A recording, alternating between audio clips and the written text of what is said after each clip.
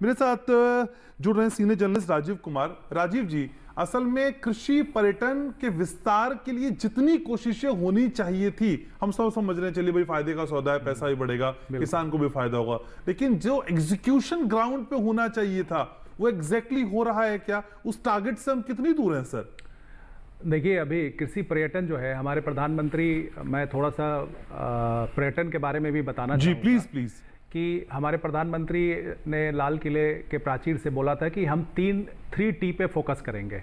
वो 3T था हमारा टेक्नोलॉजी, ट्रेड एंड टूरिज्म, जो हमारी अर्थव्यवस्था को आगे ले जाएगा। तो यहाँ पर टूरिज्म, जो एग्रो टूरिज्म की जिस पर हम लोग आज चर्चा कर रहे हैं, वो एग्रो टूरिज्म का ही पार्ट है।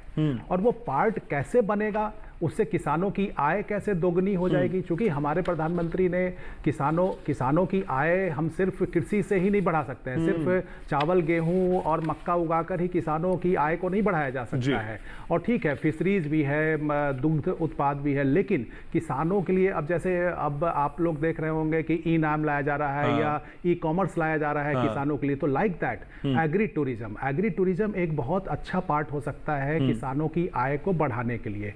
अब वो एग्री टूरिज्म जो है वो न्यू इनिशिएटिव है। न्यू इनिशिएटिव इसलिए हम कह रहे हैं कि अभी कुछ स्टेट्स ही, जैसे महाराष्ट्र है, केरल है, तमिलनाडु है, इन लोगों ने सर उत्तर प्रदेश भी है सर, उत्तर प्रदेश ऑल्सो, तो स्पेसिफिक कुछ गांव चिन्हित कर लिए हैं सर। उत्तर प्रदेश भी आगे आ रहा है, बिहार भी आगे आ रहा है, इसमें कई ऐसे स्टेट्स हैं और संभावनाएं इसमें बहुत ज्यादा है। तो महाराष्ट्र और केरल और तमिलनाडु जो है वो इसमें आगे निकल रहे हैं, चूंकि उनके यहाँ पहले इसकी पॉलिसी बन गई। अब हमारे उत्तर प्रदेश है और दूसरे राज्य, इसमें सिर्फ केंद्र से जहां तक बात हो रही थी, अभी गुप्ता जी कह रहे थे इंफ्रास्ट्रक्चर की जरूरत है या 3% सब्सिडी लोन पे लेकर जो है किसान इंफ्रास्ट्रक्चर डेवलप करे, तो इसमें सिर्फ केंद्र के सहयोग से नहीं, इसमें राज्यों को भी किसानों को सहयोग देना पड़ेगा, नंबर 1।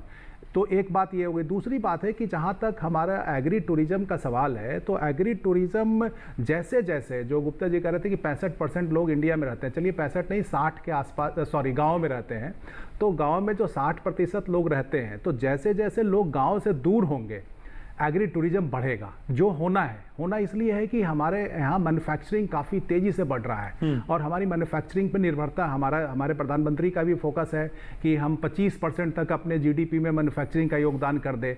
तो ग्रेजुअली क्या होगा, 2030 के बाद ये एग्री टूरिज्म बहुत तेजी से रफ्तार पकड़ा है। एक चीज और आपको बता, कैसे बढ़ेगा सर? वो मैकेनिज्म भी समझाते चलिए। मैकेनिज्म क्यों बढ़ेगा? कि गांव से लोग छोड़ देंगे इसलिए बढ़ेगा? नहीं, या हमारी नीतियां कुछ ऐसी हैं? नहीं, हमारी नीति तो है ही किसानों को मदद करने की। हमारी नीति तो है